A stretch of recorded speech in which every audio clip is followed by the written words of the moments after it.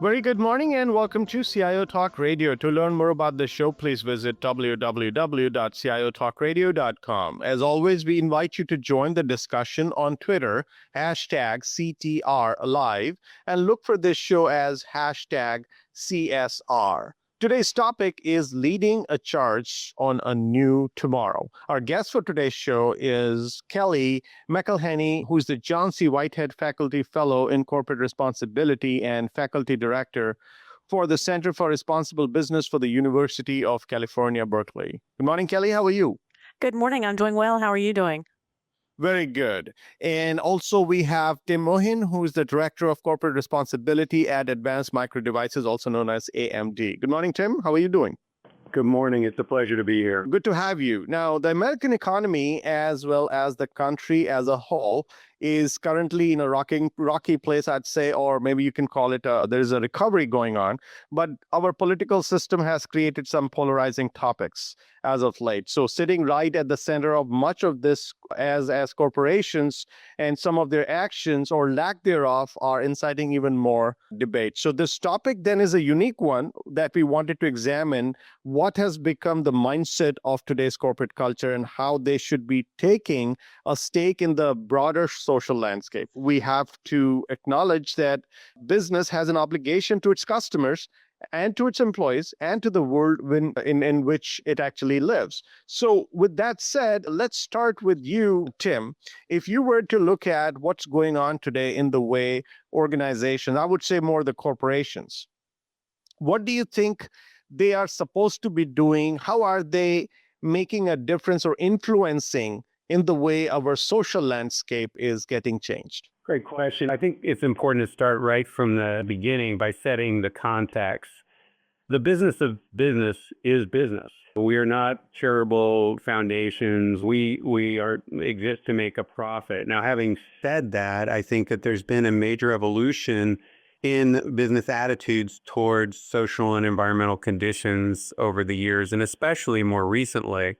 In fact, I just looked it up today. The corporate register says that there are more than 50,000 corporate responsibility reports being issued now by over 10,000 companies. So you've seen this major evolution over time where companies are caring more about the social and environmental conditions around which they do business. I think the real question is why? Why are companies doing that? There's a wonderful paper that I'll reference here right up front called Creating Shared Value by Professor Michael Porter and Mark Kramer of Harvard Business School, where they talk about the notion of companies investing in social and environmental conditions as part of their overall business strategy. And I think that really reflects some of the difference that we're seeing in companies right now.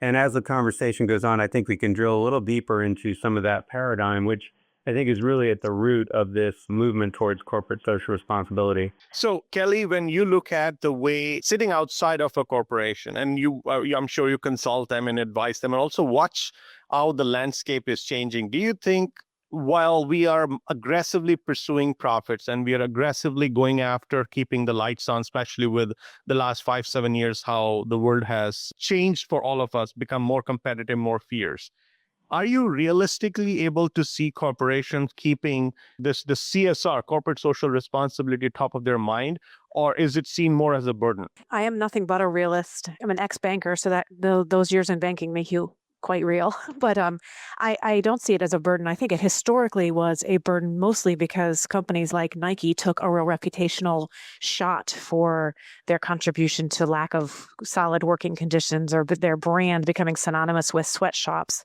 And they had to be very reactive. The biggest change I've seen today, Sanjog, is that companies are much more proactive in how they're approaching social and environmental issues because it is core to their business. This is not outside their business. If we continue to, for example, deplete clean water sources, Coca-Cola is going to run out of a product since water is so critical to their business. So it really has become integrated with the core business objectives of companies today. So that's very comforting, in fact, that the organizations or the corporations are not really looking at it that way. So Tim, coming back to you, if you were to look at 10 years ago versus what happened in 2008 and onwards, Do you see a shift in the way we look at things? Have we suddenly become more altruistic as corporations, or have we become even the trend is going towards from not as good to worse?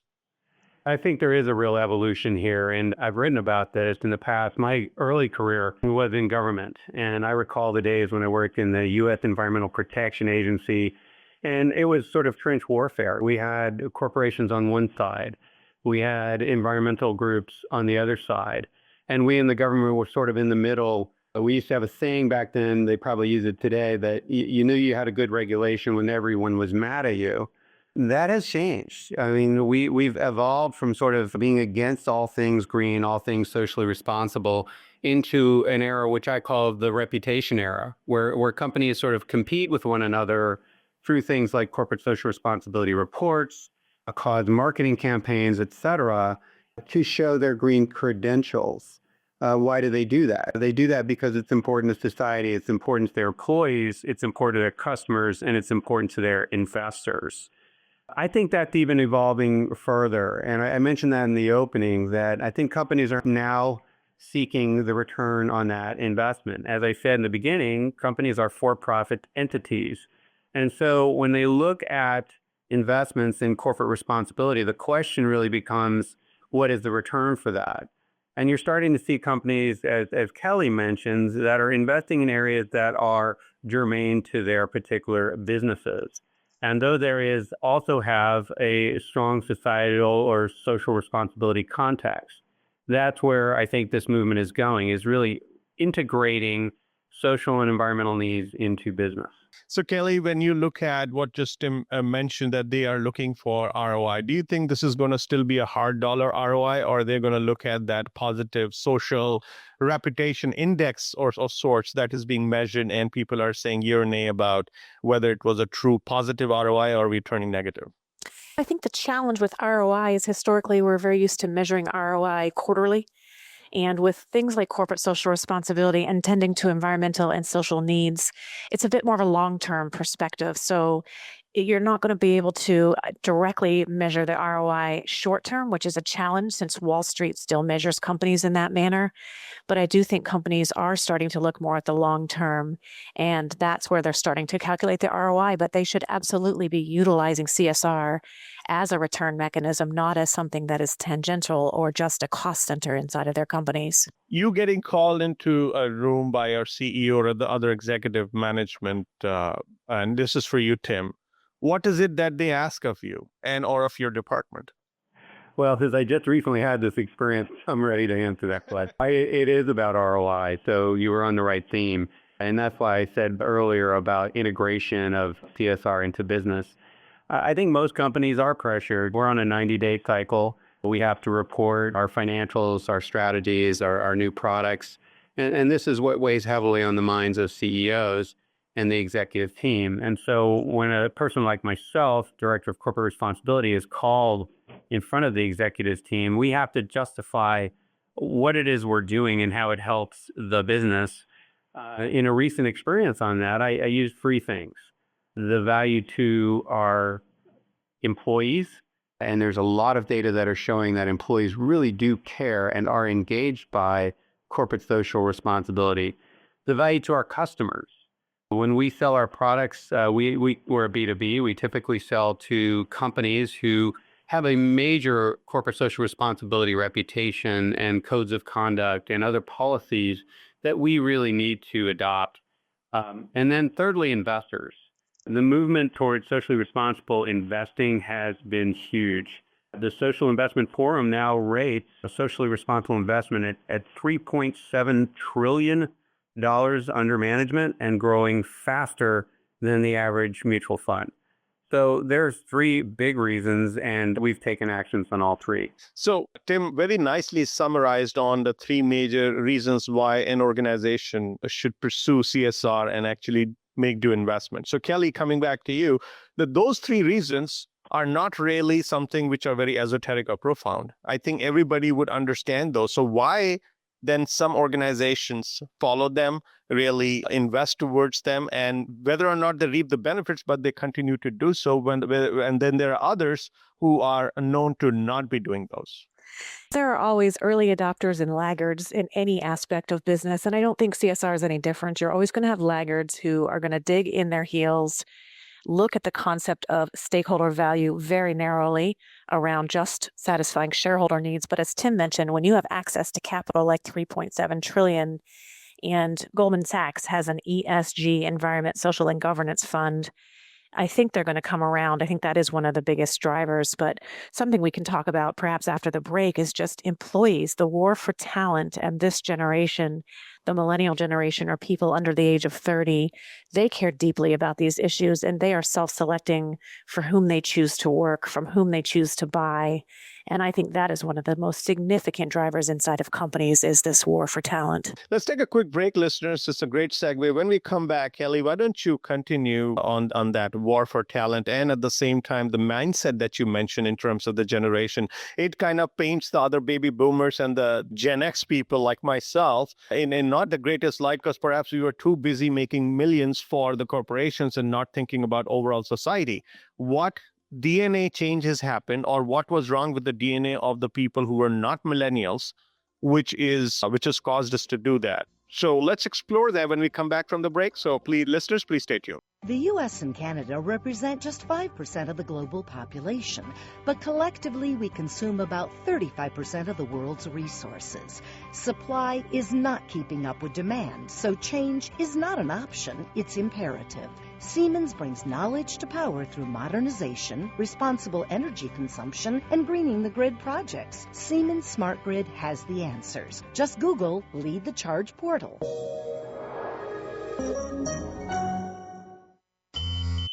Wait, is that your pager? There's nostalgic, and then there's completely irrelevant, like having a hardware-heavy business phone system. These days, over 300,000 businesses use RingCentral, the cloud-based business communication solution for the way you work. Set up multiple users in multiple locations in minutes, and manage the entire system on your smartphone starting at $19.99 a month per user. So get that 20th century phone system out of your 21st century business. Sign up for a free trial at ringcentral.com. The switchboards and Rolodexes are gone, and so is the need for a hardware-heavy phone system. These days, over 300,000 businesses use RingCentral, the cloud-based business communication solution for the way you work. Set up multiple users in multiple locations with voice, text, conferencing, even Salesforce integration, and manage your entire system on your smartphone starting at $19.99 a month per user. So get that ancient phone system out of your modern office and off your bottom line. Sign up for a free trial at ringcentral.com. HP is proud to sponsor this program. Tap into our expertise, innovation, and services to bring your most important workloads to the cloud.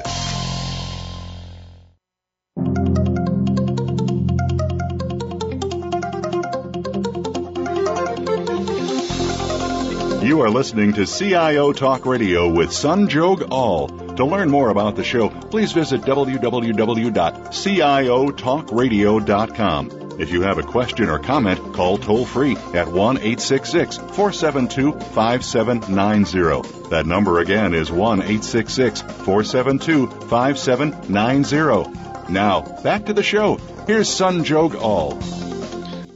Welcome back. So, Kelly, let's explore this. You brought up a very interesting point about millennials driving it, but then you also have a healthy mix of people from other generations who traditionally have cared more about how do you make a bigger paycheck, how do you buy a bigger car or a home, versus really giving to the society in general and allowing a bigger social impact.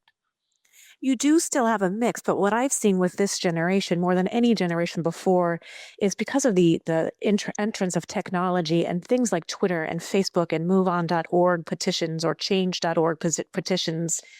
At a very young age, they are starting to step up and influence corporate behavior. So not only do you have millennials who are just entering the workforce or who are running these companies, influencing and changing the behavior. One of my favorite stories is a 13-year-old in Washington State who went to Jamba Juice and was just absolutely appalled that her smoothie was served in a styrofoam cup. She started at 13 a MoveOn.org petition against Jamba Juice by telling them the negative environmental harm that styrofoam does in the environment, and it doesn't break down, and it stays in the oceans, and fish mistake it for food. And She started this petition, sent it up to James White, the CEO of Jamba Juice, and he responded to the 13-year-old in her petition and agreed to phase out styrofoam by the end of 2013. That's a big, big impact. 13 years old. I'm absolutely astounded at that story. And you have countless examples of people under the age of 30 really going in and saying, this is not the way I want to live in the world. This is not the way business should be behaving. Now, this is very interesting. So, Tim, I find a great example where, based on how you can communicate and how you can let your message reach the right people who have the power to make a difference or make a change in the way they run their organizations. That's why you saw such results. Now, with that said, most of the CSR today somehow is getting wrapped in the sustainability as a sustainability initiative or set of initiatives versus looking at the overall social change, whether how you're paying your employees, how you are treating them, et cetera, et cetera. So is that because you've got more sustainability related issues which were buried and now being uncovered, or we are not trying to go after the social issues where we are not paying people well or not taking care of them who are actually helping us make money? Great question. But before I get into that, let me just build on what Kelly said in terms of young workers, because I think this is a very important point. Anecdotally, we here at AMD, when we recruit, this is either the number one or number two question that we hear from young recruits, which is, what is the company doing to make the world a better place? What are we doing for corporate responsibility? I sit on the board of a group called Net Impact, which is mainly MBA students who are focused on making an impact at work. And they did a study in 2012 called What Workers Want. And it came out really startling that workers, at least students, are more interested in having a job where they can make an impact than they are about having children, which is just a mind-blowing result.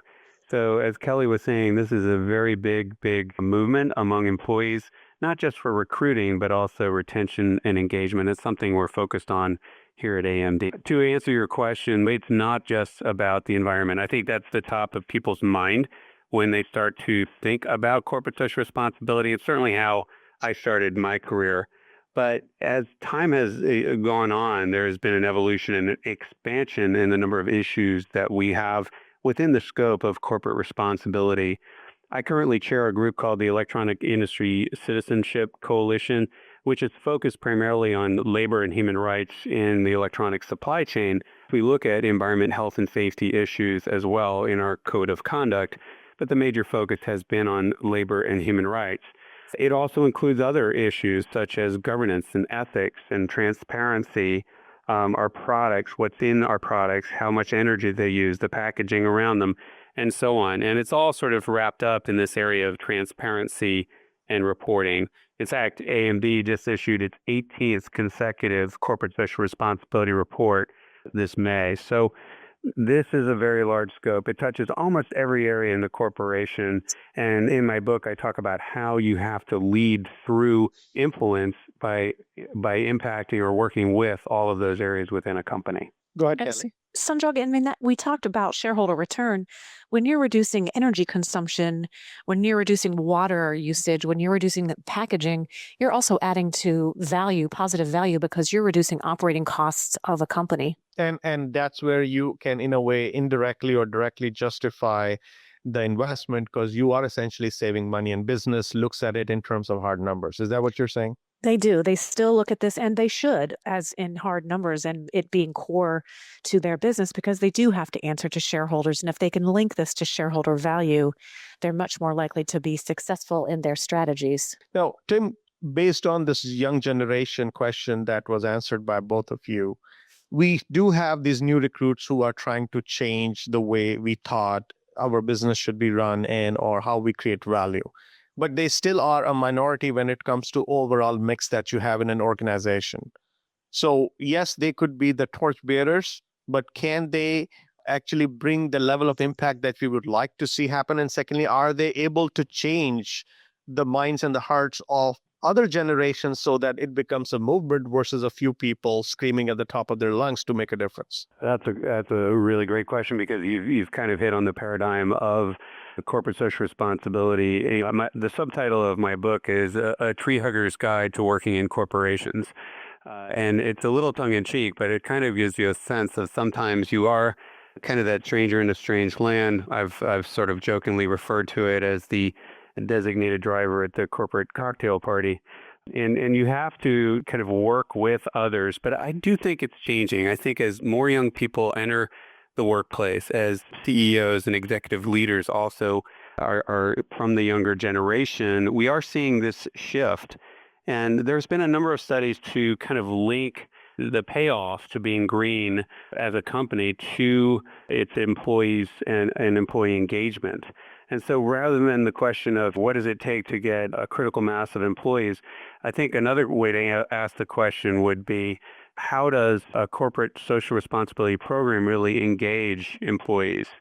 Engagement is one of the main drivers to business. It's defined as applying discretionary effort to work, which is where you get innovation, creativity, new products. There was a study by the Society of Human Resource Management back in 2011 that said companies that have strong sustainability programs had improved employee morale by 55%, improved business processes 43%, a stronger image by 43%, and improved employee loyalty by 38%.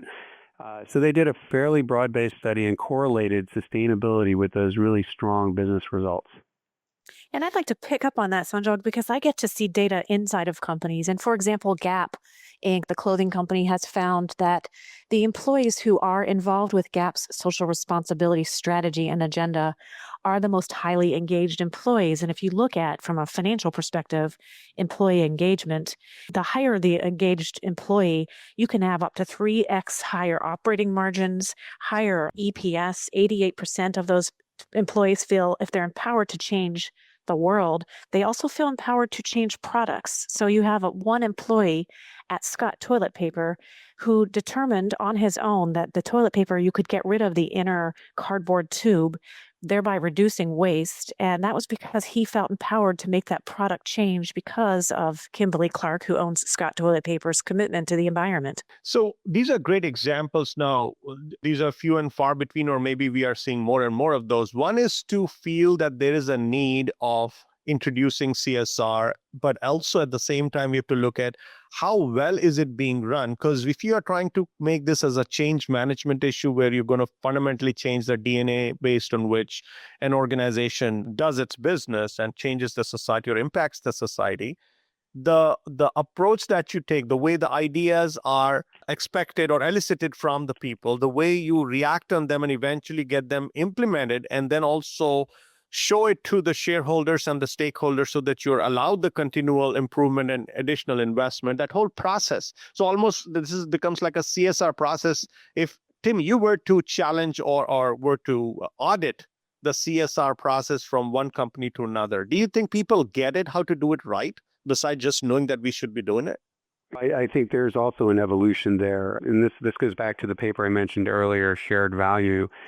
A lot of companies sort of jumped into this space because it's a strong reputational element. I recall a study by the Reputation Institute, which publishes a reputation index each year in Forbes. And they looked at what constitutes a company's brand reputation. And over 60% of that reputation were items directly related to corporate social responsibility. Reputation and brand happens to be one of the largest intangible assets on the balance sheet. I think companies, executive teams, and boards are waking up to this fact.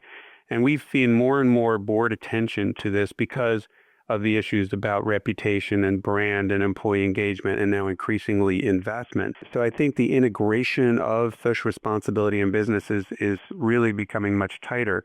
But to get right to your question, it's not just about trying to act like a charity, trying to do good for the sake of building a reputation.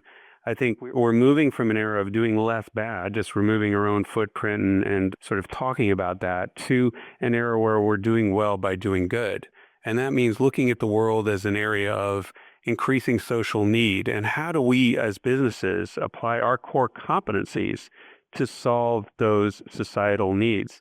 And once you get that shared value, once you really sort of lock in on where can we help and where does it help us, that's where the power of business can really start to move the needle. Kellie, do you think performing the CSR-related activities and or instituting that in your company's DNA, is it more of an art form still, or is it becoming a science? Or you would like it for it to become science? I'd like it to become a science, but to be honest, it can still be an art form. And what I always like to say is most people enter their business activities with their brain, and for some reason they disengage often in their CSR activities and only lead with their heart. And I believe that you have to lead with both. You can't separate the heart from the brain, and you still have to bring a lot of brain power into developing strong CSR strategy. So, Tim, if you were to go out there and try to say, I have this initiative, like say X initiative, which you want to add to the pack, are you given the autonomy to just say, this is a bucket of money, go ahead and use it however you want, or you got to keep going back and trying to justify to the people who are sponsoring it? What's the autonomy that is being offered to the CSR staff and department? I don't know any company official that's just given a bucket of money and say, go have fun. Most corporations, they have a pretty sort of definitive ROI scheme for investment and R&D. And the same applies to CSR, and maybe even more so, because you start off with, isn't this just philanthropy? But as we've seen over time, the titles in these companies for CSR-related jobs are getting larger. The authorities are getting broader, and that's an indication of how important this is to business. I think the title at the largest company by revenue, Walmart, for their sustainability leader is Senior Vice President, reporting to the CEO. And you're seeing that more and more. In fact, General Electric, another huge company, has a branded Eco-Imagination program, which has racked up over $100 billion in revenue since it began in 2005. So you're really starting to see the integration, as I said, to business. But again, it's not just here's some money and go have fun. Let's take a quick break, listeners. When we come back, Kellie, let's look at the dark side, where on one hand, using the sustainability or perhaps offering a good balanced social impact, etc., related initiatives through CSR may be prevalent in a company. But on the other hand, there are also reports of them not being treated well, maybe not even paid close to minimum wage, or not giving them enough insurance, etc., etc. So how do we really make sure that we are not investing in only things which are more PR centric and there is nothing left on the dark side? And there are situations, there have been reported cases where some things like those have happened. So where is that watchdog? Where is that third party which is blowing the whistle so that no corporation that has a great CSR program also gets away with those things which are not really welcomed in any kind of workplace? Please stay tuned. We'll be right back. Sponsor this program. Tap into our expertise, innovation, and services to bring your most important workloads to the cloud. The U.S. and Canada represent just 5% of the global population, but collectively we consume about 35% of the world's resources. Supply is not keeping up with demand, so change is not an option, it's imperative. Siemens brings knowledge to power through modernization, responsible energy consumption, and greening the grid projects. Siemens Smart Grid has the answers. Just Google Lead the Charge portal. The switchboards and Rolodexes are gone, and so is the need for a hardware-heavy phone system. These days, over 300,000 businesses use RingCentral, the cloud-based business communication solution for the way you work. Set up multiple users in multiple locations with voice, text, conferencing, even Salesforce integration, and manage your entire system on your smartphone starting at $19.99 a month per user. So get that ancient phone system out of your modern office and off your bottom line. Sign up for a free trial at ringcentral.com. Wait, is that your pager? There's nostalgic, and then there's completely irrelevant, like having a hardware-heavy business phone system. These days, over 300,000 businesses use RingCentral, the cloud-based business communication solution for the way you work. Set up multiple users in multiple locations in minutes, and manage the entire system on your smartphone starting at $19.99 a month per user. So get that 20th century phone system out of your 21st century business. Sign up for a free trial at ringcentral.com.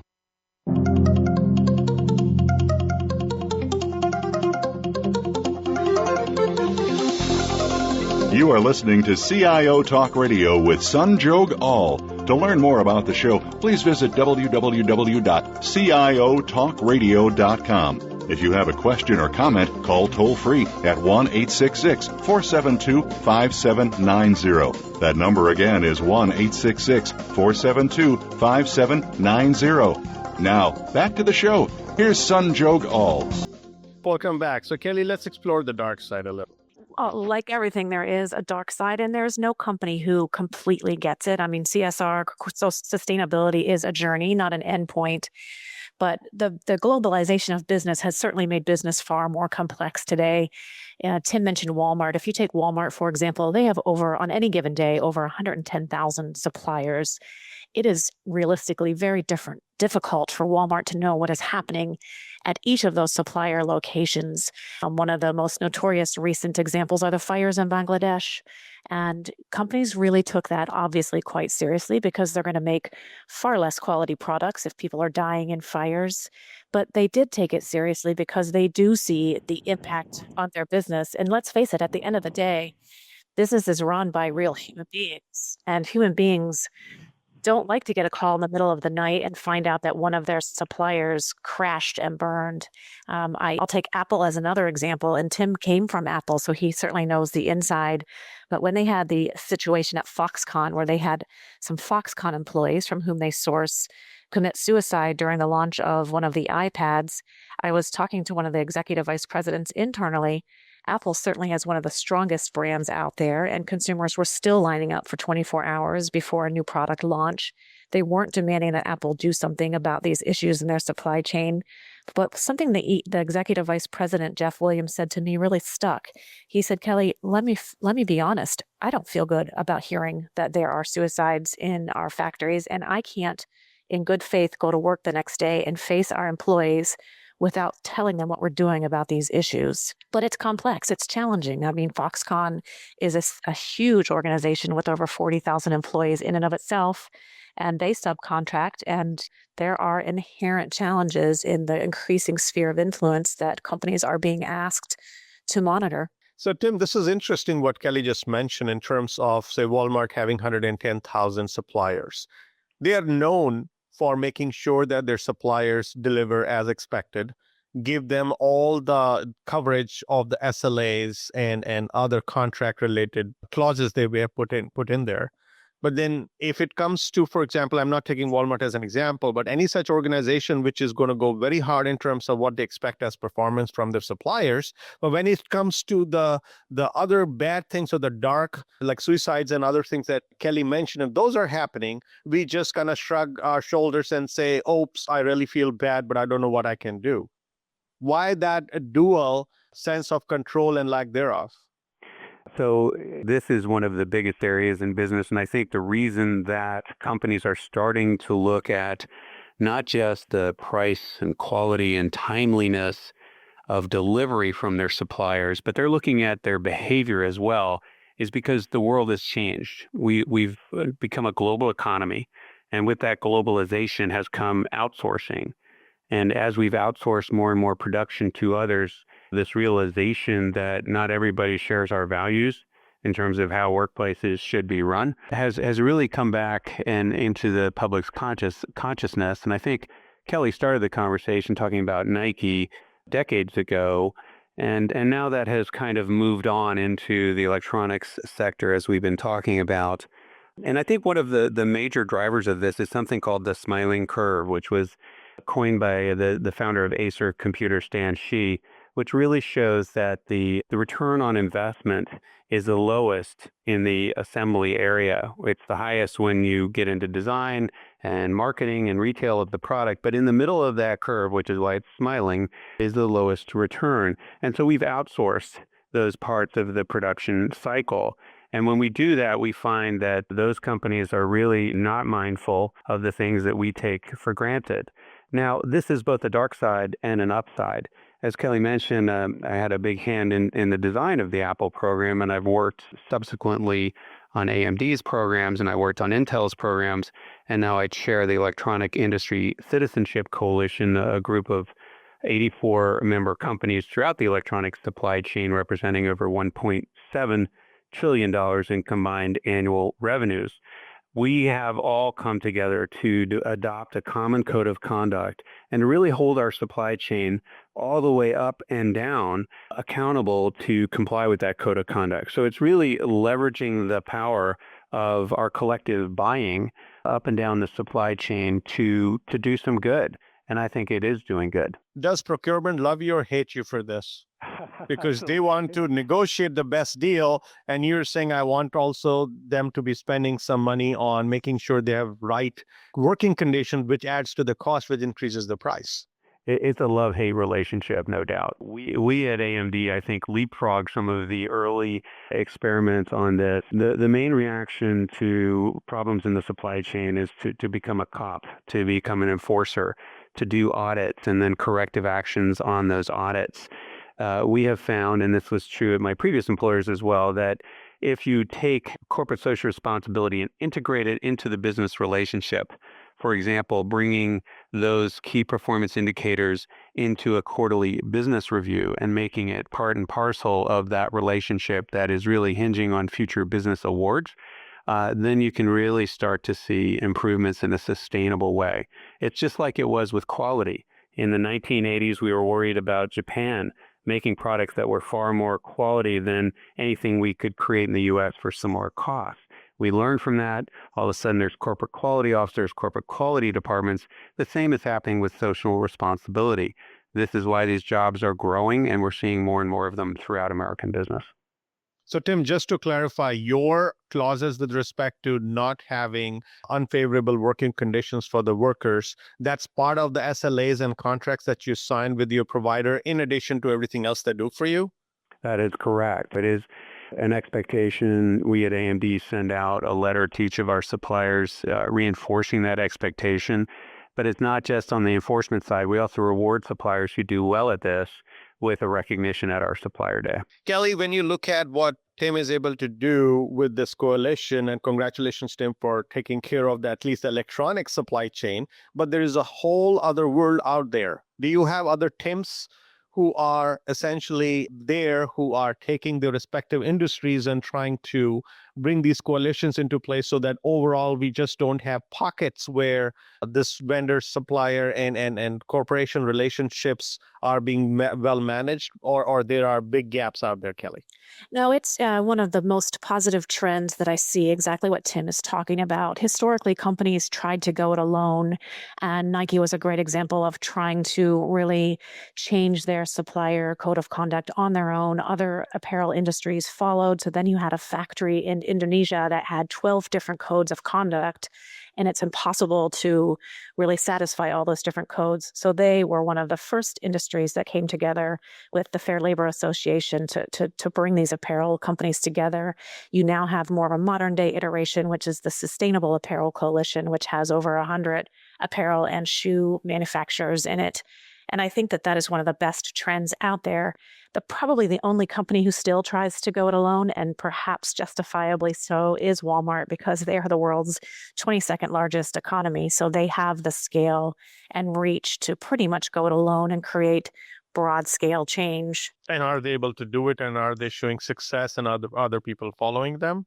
They are. I mean, again, nothing is perfect. No company is going to be 100% good or 100% bad. But for example, at Walmart, they have their own sustainability consortium, and they do rate all of their suppliers, yes, on price, yes, on quality, but also on their sustainability score. And as Tim said, it's that the shift is happening, that it's no longer an audit situation or a name and shame of the bad suppliers, but it's preferential buying from suppliers who are meeting quality, price, and sustainability. And I can just add on that, as a former regulator, my job when I was at EPA was to enforce regulations upon companies for environmental matters. And our threat was enforcement action. And that works to a certain degree. But fast forward a couple of decades working as a corporate auditor on CSR matters. And the threat is, we're no longer going to buy for you. And let me just tell you from firsthand experience, that latter threat, much, much more effective. So, Tim, do you think that when it comes to saving money, people get very creative, and whatever SLAs or contracts or stipulations you might have put in your contract, they may be valid based on how you thought they're doing business, but when they want to expand their profit margin, they may end up doing things maybe not intentionally to again violate one of the CSR rules or things that you would expect them to do. So you have to really continually run after them or police something. How do you manage this? Because people will try to do things to get creative and save more money by finding alternate sources of shaving costs. And they could violate things which you don't want them to be doing. There is no doubt that this is continuing to happen. I mean, the companies in the supply chain of all businesses run on tough profit margins. And if they're located in, especially in developing economies, the culture of treating people and the environment well really just hasn't taken root yet. And so to your point, yes, I mean, there are situations, and I've seen these situations firsthand, where these companies are cutting corners and doing things that we would not sanction. So it is a continuous improvement model, just like many parts of business are. We have to stay vigilant, and this is where the careers in corporate social responsibility are starting to take off. I write in my book that probably the fastest growing area in the world of corporate social responsibility is in procurement.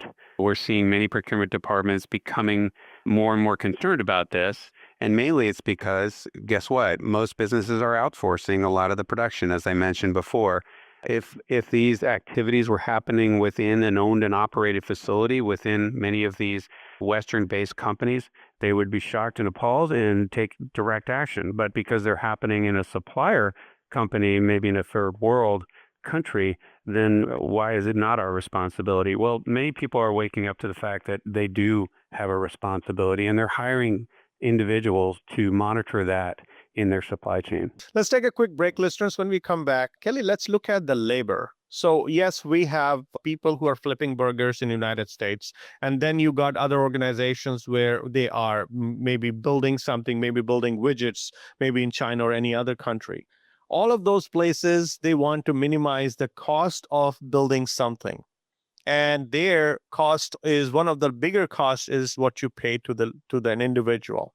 If you say that I'm going to minimize costs, but there has to be a guideline based on which people are at least able to live their lives while working for an organization or a corporation to make money.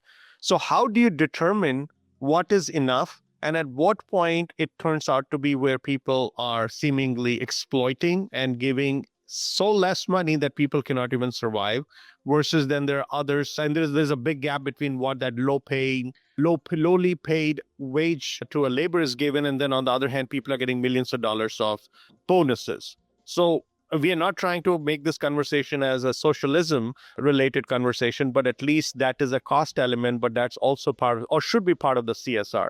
So what's being done in that regard? Please stay tuned. We'll be right back and explore.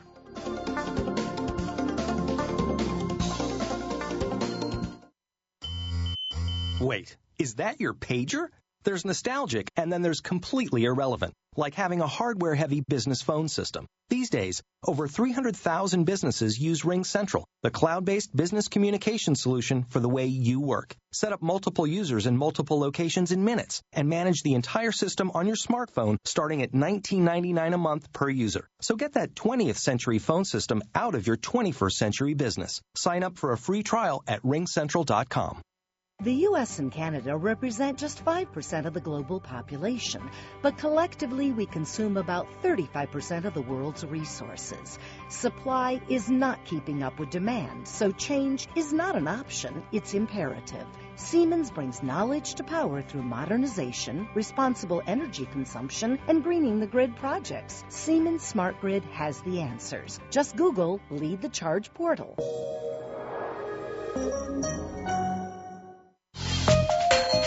HP is proud to sponsor this program. Tap into our expertise, innovation, and services to bring your most important workloads to the cloud. The switchboards and Rolodexes are gone, and so is the need for a hardware-heavy phone system. These days, over 300,000 businesses use RingCentral, the cloud-based business communication solution for the way you work. Set up multiple users in multiple locations with voice, text, conferencing, even Salesforce integration, and manage your entire system on your smartphone starting at $19.99 a month per user. So get that ancient phone system out of your modern office and off your bottom line. Sign up for a free trial at ringcentral.com.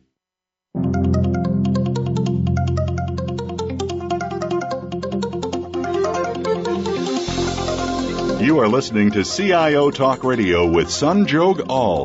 To learn more about the show, please visit www.ciotalkradio.com. If you have a question or comment, call toll-free at 1-866-472-5790. That number again is 1-866-472-5790. Now, back to the show. Here's Sanjog Aul. Welcome back. So, Kelly, let's look at the labor cost and how organizations are trying to minimize it, but it also making someone not being able to bring enough food to their families. This is a really complex issue, and there's this concept called the living wage, which really in each country measures what it takes to feed a family of four and to survive and thrive. And I haven't seen any companies really take a stand on what the calculation of living wage is in a country and how their company is paying vis-a-vis this living wage. But you do have a very strong organization of non-governmental organizations out there who have taken a real strategy, particularly in the past year, to educate workers in terms of what their rights are, to give them voice. And you're starting to see worker uprisings even in the developing world where they're demanding more. For example, in China, the laborers have no loyalty to the factory itself or to the brand itself. They're just chasing the higher wage. And so some factories are having difficulty getting enough workers to come to work. And you're seeing more and more companies not see these NGOs as antagonists, but partnering with NGOs. Again, with Apple, they've partnered with the Fair Labor Association, and they have been successful in working with Foxconn. And Tim greatly corrected me at the break. Not 40,000 at Foxconn, but one factory alone has 400,000 employees. But Terry Goh, the head of Foxconn, has raised the wages at his factories. And when you have a supplier of that size, a factory of that size, it's certainly going to have an impact across the entire country of China. So, Tim, when we look at any of the labor rates, so let's take United States, for example, you got Department of Labor, which helps establish it. But then when you look at what happens in many cases is the labor rates, whatever are being paid at that minimum wage, most people say that's not even sustainable. So then the corporation has to basically take care of those people, ideally, but maybe they say, oh, Department of Labor said something, so that's what we're going to pay. And they could get away. So it's become a game. What do you think can be done so that corporations take responsibility versus passing the buck? Because there's somebody's kids or somebody's families from one day to next day's existence is at stake. This is a critical issue in this entire area of corporate social responsibility. But if we take a giant step back and look at what's actually happening with wages, what Kelly said is exactly right. You're seeing a much quicker evolution than we went through in this country in the Industrial Revolution happening in developing economies where they're industrializing so fast that there is actually a shortage of labor and a greater expectations for more pay and benefits from the workers. And as that's happening, I think that labor-intensive businesses where the wage is a primary part of the overall cost structure are moving from developing countries to other developing countries, and you're seeing that trend. Over time, I think what you'll see is a speeding up of demands for higher wages across the world. But until that happens, I think there is an obligation upon business to look at, are these workers being treated fairly in all aspects of labor rights, not just wages. And it's a difficult thing because there's different standards in different countries. But the one story I kind of want to share with you is sort of the fact of work as being a good thing. When I worked in that factory that Kelly just mentioned, I actually spent some time with the workers, and I sort of did a surprise visit where I spent a night, actually 2 nights, sleeping in the dormitories with the workers and spoke to many of them through an interpreter about why they were there and what they were doing and what their expectations were in life. And they all had a very similar story, and it's quite a noble story. They wanted to be there because they wanted to work hard and support their families and get a better life, which is something we all want. And so I think we often look at this as such a negative thing when in fact people working to improve their lives is a very, very positive thing. So Kelly, if you were to give playbook to the other organizations who may be getting started or may not be seeing the results or they are not able to bring some quantifiable as well as some significant results based on their initiatives, how they can kind of revamp it or refine it so that the end results are welcomed in and they are what you're expecting? That's a great question, Sanjog. And I have a book as well out there called Just Good Business. And it is a playbook, a very practitioner-oriented guide to how to get started and how to link this to corporate value. And it really is to start first with your business objectives and what are your core business objectives at any given point in time. If it is to improve reputation, which was something that Walmart significantly had to grapple with, if it is to improve quality throughout the supply chain, engage and retain employees, it's really critical to start to develop a CSR strategy that is highly linked to your core business objectives. And it is also critical to look at your competencies. Walmart, again, knows that one of its competencies is its vast reach throughout the supply chain. And so it's an area where they start and they get criticized for shoving things down their supply chains next. But I believe that they're doing that because they have 110,000 suppliers. So that's going to be, I think, a really smart place to start for that company. On behalf of the show and our listeners, I'd really like to thank you, Kelly and Tim, for sharing your thoughts about how we can use corporate social responsibility to build a fundamentally better foundation for all entities involved. Thank you. And Thank you. It's been my pleasure. My pleasure as well. And Sanjog, it's nice to see some good news company stories out there for once. Great. And thank you so much again. And listeners, hope you enjoyed the conversation and got something out of it. Please go ahead and talk to your management and also your fellow colleagues to make CSR as a part of your life and what you do for your business. And if you like what you see here and heard here, please like us on Facebook, search for CIO Talk Radio, and be sure to follow us on Twitter. Thank you again for listening to CIO Talk Radio. This is Sanjog Aul, your talk show host. Till next week, take care and God bless.